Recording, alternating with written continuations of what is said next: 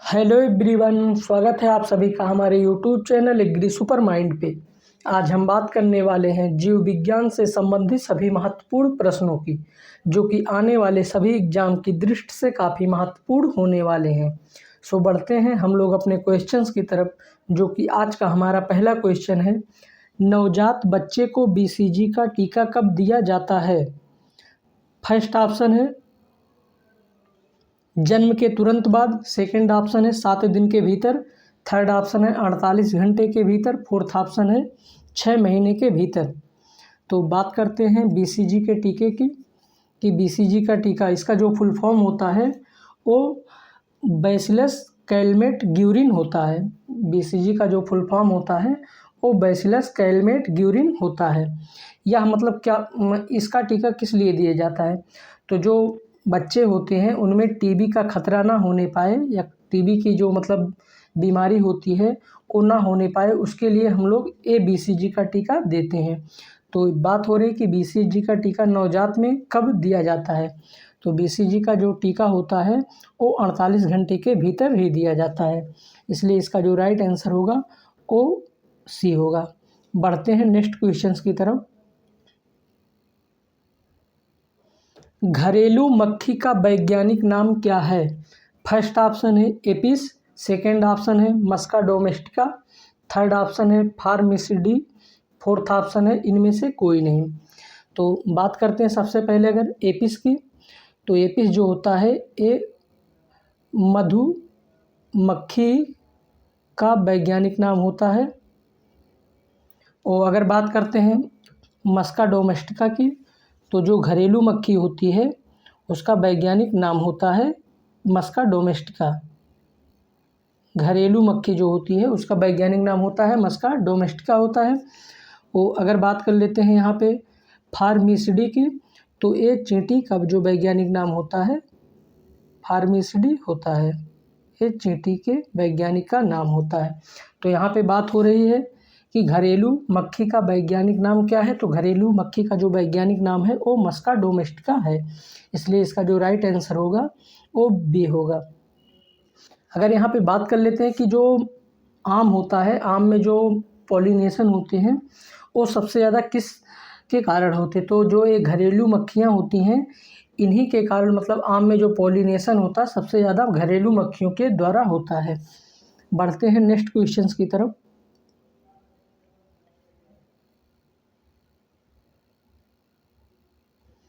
RBC का कब्रिस्तान किसे कहा जाता है?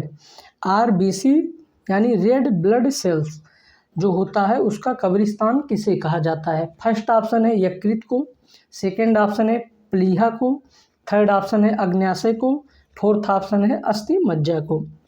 तो जो RBC का कब्रगाह होता है ये किसको कहते हैं? तो जो प्लीहा होता है, प्लीहा को हम लोग स्प्लीन भी बोलते हैं। प्लीहा जो होता है इसको हम लोग स्प्लीन भी बोलते हैं। तो प्लीहा को ही RBC का कब्रगाह बोलते हैं।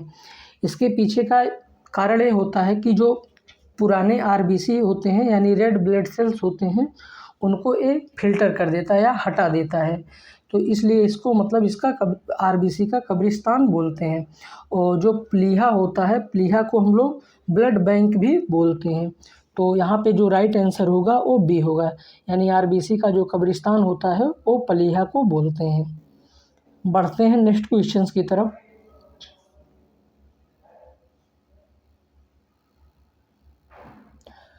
सर्वग्राही रुधिर वर्ग है। फर्स्ट ऑप्शन है A वर्ग, सेकंड ऑप्शन है B वर्ग, थर्ड ऑप्शन है AB वर्ग, फोर्थ ऑप्शन है O वर्ग। तो सबसे पहले बात करते हैं कि जो सर्वग्राही रुधिर वर्ग होते हैं, यानी सर्वग्राही जो सभी लोगों से ब्लड ले सके उन्हें ही सर्वग्राही रुधिर वर्ग कहते हैं। तो बात करते हैं अगर रुधिर वर्ग की, तो जो रुधिर वर्ग में AB होता है इनमें कोई एंटीबॉडी नहीं पाई जाती है, AB में कोई एंटीबॉडी नहीं पाई जाती हैं। ये चारों वर्गों का जो रुधिर होता है उसको ग्रहण करते हैं, इसलिए AB रुधिर वर्ग के जो मनुष्य होते हैं उनको सर्वग्राही बोलते हैं। तो यहाँ पे बात हो रही है कि सर्वग्राही रुधिर वर्ग है, तो AB जो होता है ये सर्वग्राही रुधिर वर्ग होता है। अगर बात कर लेते हैं ओ वर्ग की, तो ओ वर्ग जो होता है वो सर्वदाता होता है। बढ़ते हैं नेक्स्ट क्वेश्चंस की तरफ। किस विटामिन को ब्यूटी विटामिन कहते हैं? फर्स्ट ऑप्शन है विटामिन एच, सेकेंड ऑप्शन है विटामिन B6, थर्ड ऑप्शन है विटामिन BE, थर्ड ऑप्शन है विटामिन E, फोर्थ ऑप्शन है इनमें से कोई नहीं। तो जो विटामिन, अगर बात करते हैं एच की, तो जो विटामिन एच होता है इसको हम लोग बायोटिन विटामिन के नाम से जानते हैं। और अगर बात कर लेते हैं विटामिन B6 की, तो जो विटामिन B6 होता है इसको हम लोग पायरोडॉक्सिन विटामिन के नाम से जानते हैं।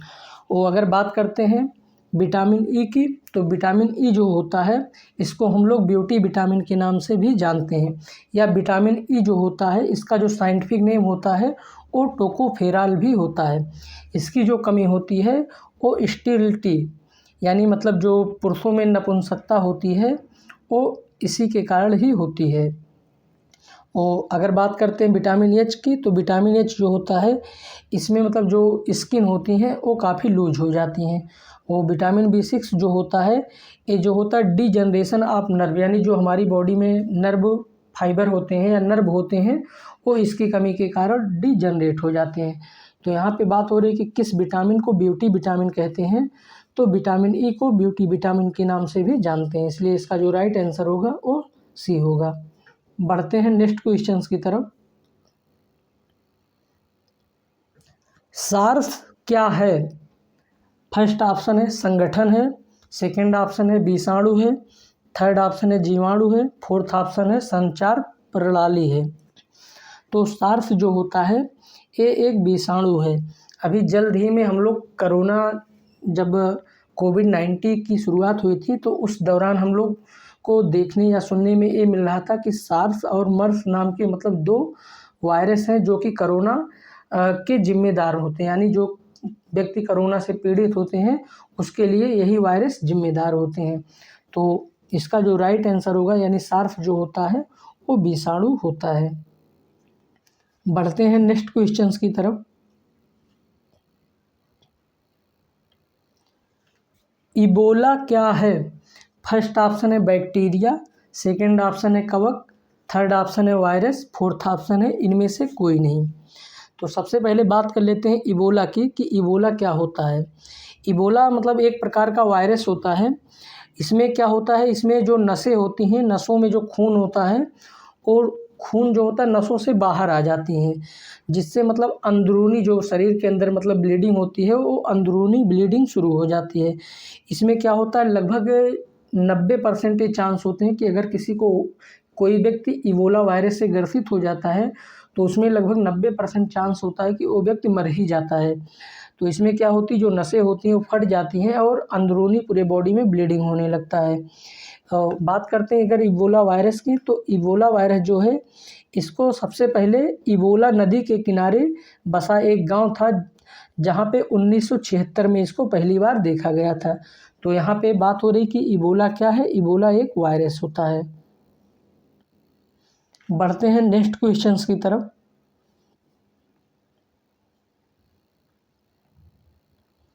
गन्ने में लाल सड़न रोग रेड रॉट डिजीज किसके द्वारा होता है?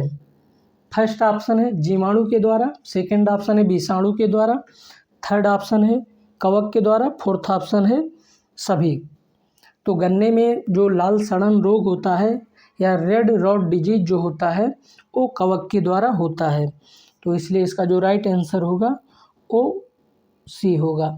बढ़ते हैं नेक्स्ट क्वेश्चंस की तरफ।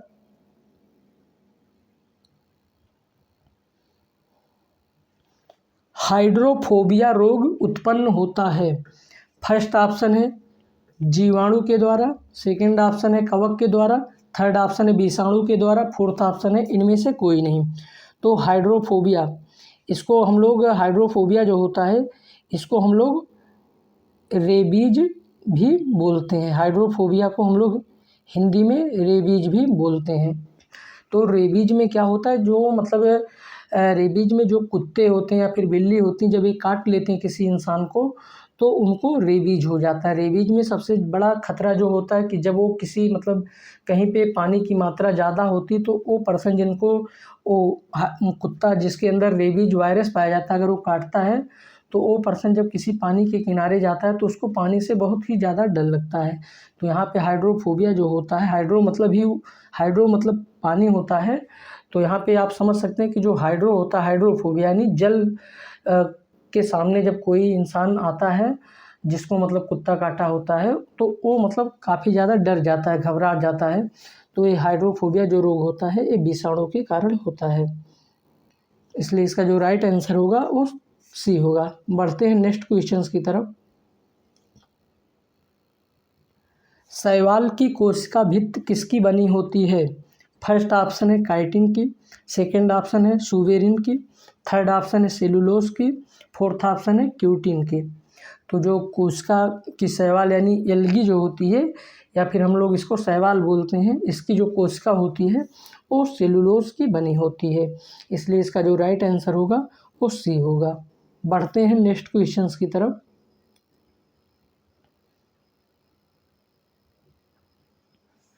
किस शैवाल से आयोडीन प्राप्त होता है?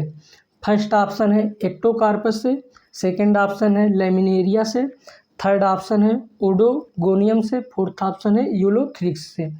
तो जो आयोडीन प्राप्त होता है ये लेमिनेरिया से प्राप्त किया जाता है। इसमें क्या होता है, ये जो लेमिनेरिया होता है ये समुद्र में पाया जाता है। इसको हम लोग समुद्र से निकाल कर बाहर सुखा लेते हैं, सुखाने के बाद इसको जला देते हैं। जलाने के बाद जो हमें राख बनता है, फिर उसी राख से हम लोग इस आयोडीन का निर्माण करते हैं। तो ये जो आयोडीन होता है ये लेमिनेरिया शैवाल से प्राप्त किया जाता है, इसलिए इसका जो राइट आंसर होगा वो बी होगा। बढ़ते हैं नेक्स्ट क्वेश्चंस की तरफ। एड्स का कारण है? फर्स्ट ऑप्शन है T4 लिम्फोसाइट, सेकेंड ऑप्शन है उच्च रक्तदाब, थर्ड ऑप्शन है राइबोफ्लेविन की कमी, फोर्थ ऑप्शन है जीवाणु संक्रमण। तो जो एड्स का कारण होता है वो T4 लिम्फोसाइट, जब मतलब एड्स का वायरस मतलब हमारी बॉडी पे अटैक करता है तो वो सबसे पहले T4 लिम्फोसाइट पर अटैक करता है, जिससे मतलब जो बॉडी की इम्यून सिस्टम होती है वो काफ़ी कमज़ोर हो जाती है, जिससे मतलब व्यक्ति को क्या हो जाता है, एड्स हो जाता है। तो इसलिए इसका जो राइट आंसर होगा वो ए होगा। बढ़ते हैं नेक्स्ट क्वेश्चंस की तरफ।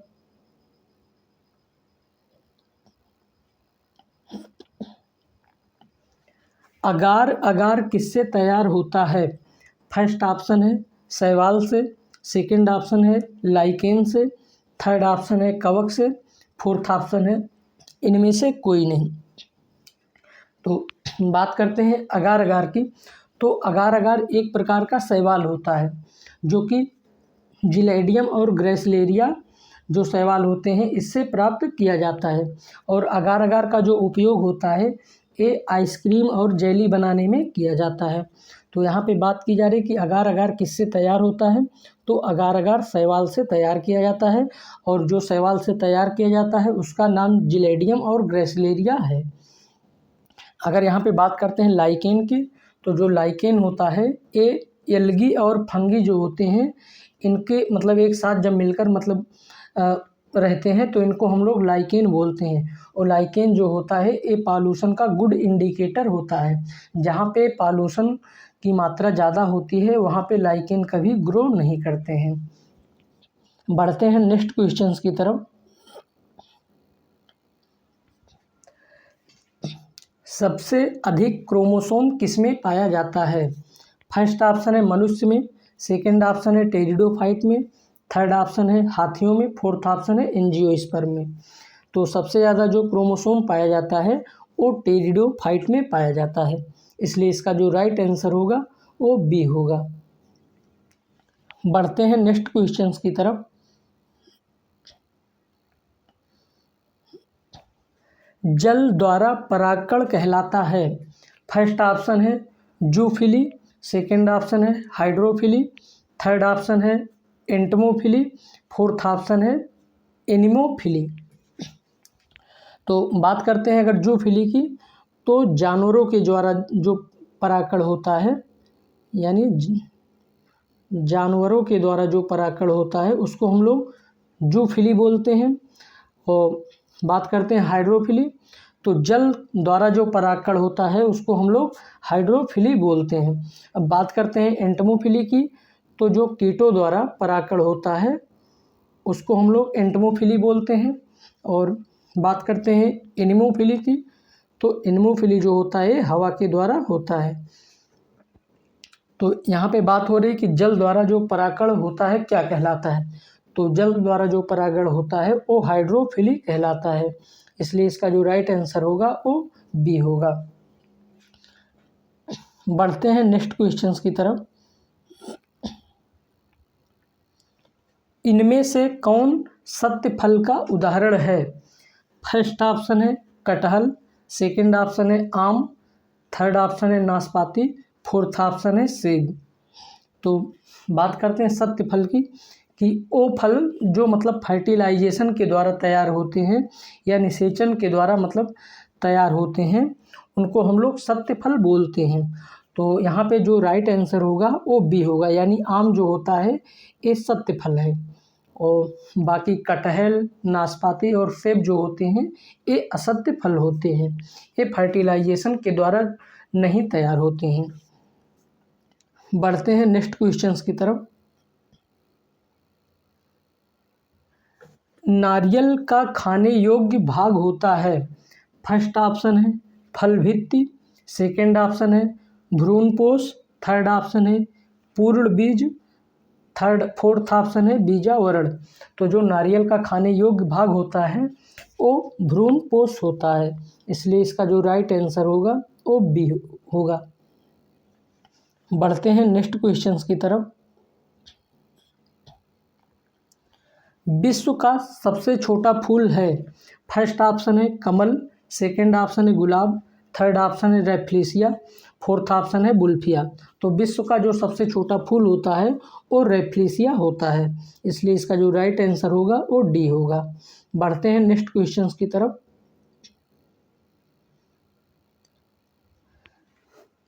गेहूं का वानस्पतिक नाम है? फर्स्ट ऑप्शन है जियामेज, सेकंड ऑप्शन है ओरिजा सेटाइवा, थर्ड ऑप्शन है होर्डियम वल्गेयर, फोर्थ ऑप्शन है ट्रिटिकम एस्टिवम।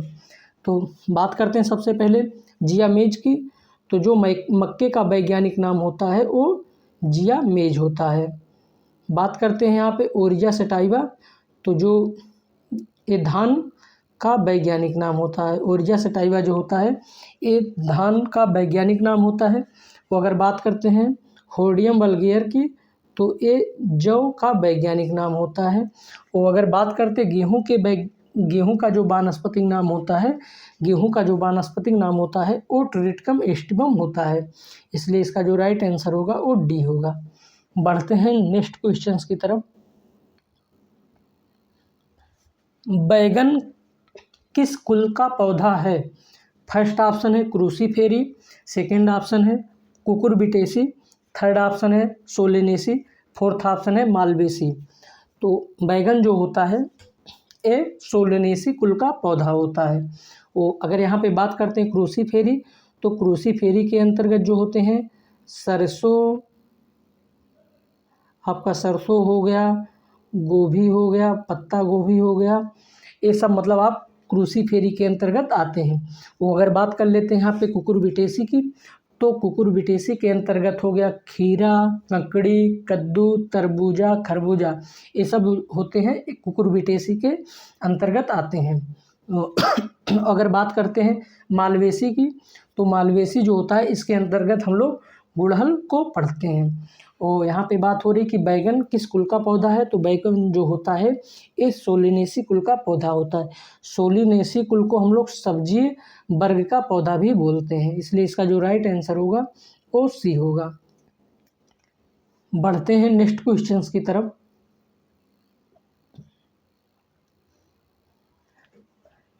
चाय के पौधे का वानस्पतिक नाम है?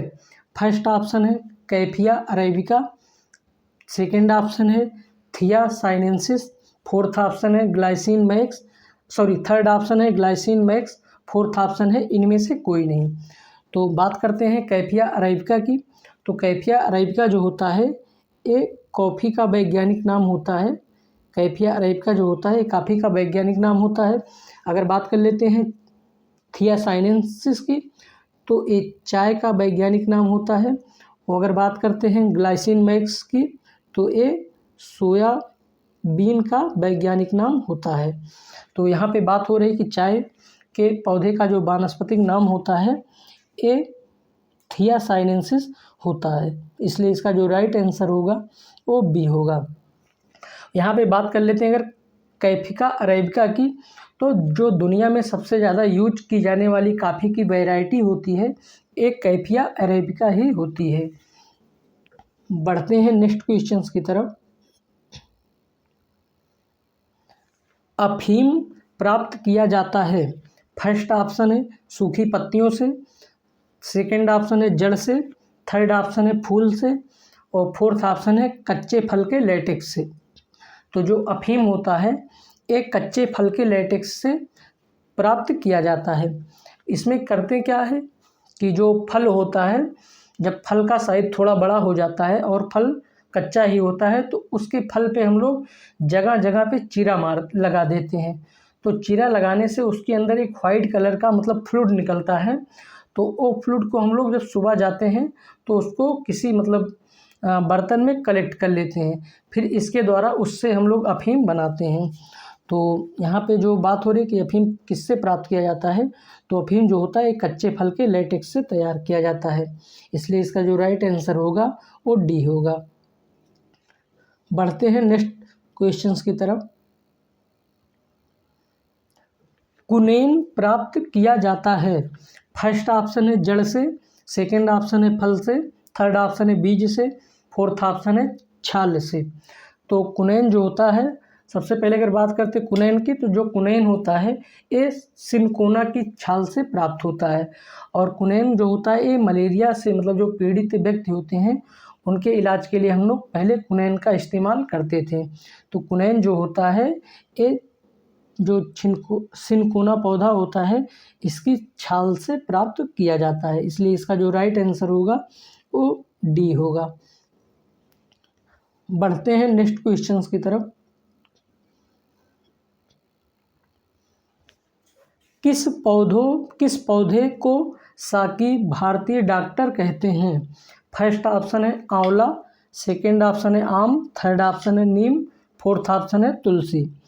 तो जो भारतीय डॉक्टर जिस मतलब पौधे को बोलते हैं वो होता है आंवला। आंवले को हम लोग अमृत का वरदान भी कहा जाता है। आंवले का जो फल होता है उसको हम लोग चाहे उसकी पत्ती हो या फल हो, ये सब मतलब बहुत ही उपयोगी हमारे लिए होती हैं। बहुत सारी औषधियों में इनका उपयोग किया जाता है। तो आंवला जो होता है इसको हम लोग अमृत का वरदान भी बोला जाता है। आंवला जो होता है हमारे बालों के लिए या फिर जो स्किन के लिए काफ़ी ज़्यादा फायदेमंद होता है, इसलिए मतलब इस पौधे को भारतीय डॉक्टर भी बोलते हैं। बढ़ते हैं नेक्स्ट क्वेश्चंस की तरफ। पपीते में पीले रंग का कारण है, फर्स्ट ऑप्शन है पपेन, सेकंड ऑप्शन है लाइकोपिन, थर्ड ऑप्शन है कैरिका जेंथिन, फोर्थ ऑप्शन है कैरोटीन। तो बात करते हैं पपेन की। तो जो पपेन होता है ये पपीते की एक वैरायटी होती है पूसा जेंट। जब पूसा जेंट की मतलब साइज थोड़ा बड़ा हो जाता है तो मतलब इससे हम लोग एक एंजाइम प्राप्त करते हैं जिसको हम लोग पपेन बोलते हैं। यानी पपेन जो होता है पपीते से प्राप्त किया जाने वाला एक एंजाइम होता है जो कि कच्चे पपीते से तैयार किया जाता है। बात करते हैं लाइकोपिन, तो टमाटर का जो मतलब लाल कलर होता है वो लाइकोपिन के कारण होता है। अगर बात करते हैं कैरिका जेंथिन की, तो कैरिका जेंथिन जो होता है ये पपीते में जो पीला कलर होता है ये कैरिका जेंथिन के कारण ही होता है। और अगर बात करते हैं कैरोटीन की, तो गाजर का जो मतलब कलर होता है वो कैरोटीन के कारण होता है। तो इसलिए इसका जो राइट आंसर होगा वो सी होगा, यानी कैरिका जेंथिन के कारण पपीते में पीला रंग होता है। बढ़ते हैं नेक्स्ट क्वेश्चंस की तरफ। किसका जीवन काल 120 दिन का होता है? फर्स्ट ऑप्शन है आरबीसी, सेकेंड ऑप्शन है डब्ल्यूबीसी, थर्ड ऑप्शन है प्लेटलेट, फोर्थ ऑप्शन है इनमें से कोई नहीं। तो अगर बात करते हैं आरबीसी की, यानी रेड ब्लड सेल्स जो होती हैं, इनका जो जीवन काल होता है वो 120 दिन का होता है। इसलिए इसका जो राइट आंसर होगा वो ए होगा। वो अगर बात कर लेते हैं डब्ल्यूबीसी का, तो जो डब्ल्यूबीसी होती हैं इनका जो जीवन काल होता है लगभग 12 से 20 दिन के आसपास में इनका जीवन काल होता है। तो यहाँ पे बात हो रही कि 120 दिन का जीवन काल जो होता है वो आरबीसी का होता है। बढ़ते हैं नेक्स्ट क्वेश्चंस की तरफ।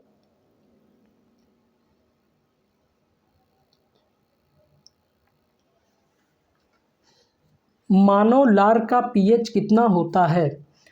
फर्स्ट ऑप्शन है 6.7, सेकेंड ऑप्शन है 7.4, थर्ड ऑप्शन है 1.4 या फोर्थ ऑप्शन है इनमें से कोई नहीं। तो जो मानव का लार होता है इसका जो पीएच होता है ये 6.7 होता है। ये पीएच जो होता है हल्का एसिडिक नेचर का होता है। और अगर बात करते हैं 7.4 की, तो जो मनुष्य का ब्लड होता है, इसका पीएच 7.4 होता है। और अगर बात कर लेते हैं हम लोग 1.4 की, तो जो मनुष्य के शरीर में HCl पाया जाता है यानी हाइड्रोक्लोरिक एसिड जो होता है उसका जो पीएच होता है वो 1.4 होता है। और तो इसलिए इसका जो राइट आंसर होगा वो ए होगा, यानी मनुष्य का जो लार होता है उसका पीएच 6.7 होता है। बढ़ते हैं नेक्स्ट क्वेश्चंस की तरफ, जो कि हमारा अगला क्वेश्चन है।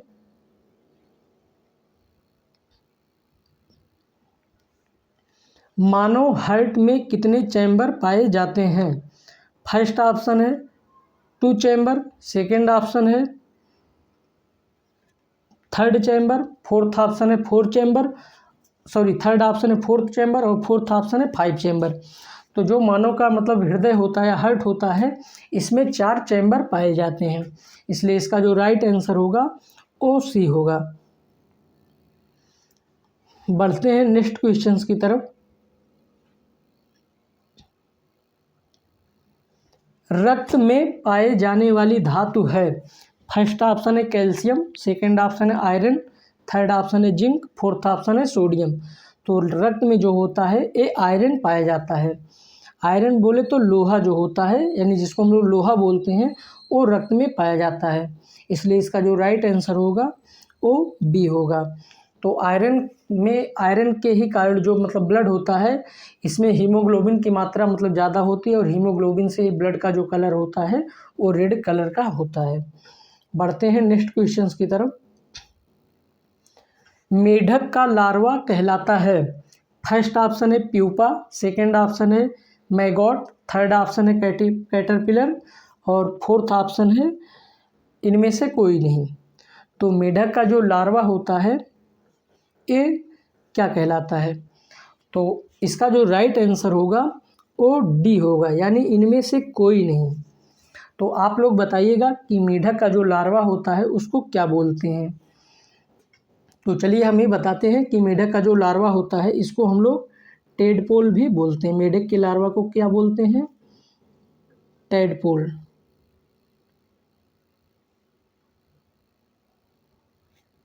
मेढक के लार्वा को हम लोग क्या बोलते हैं?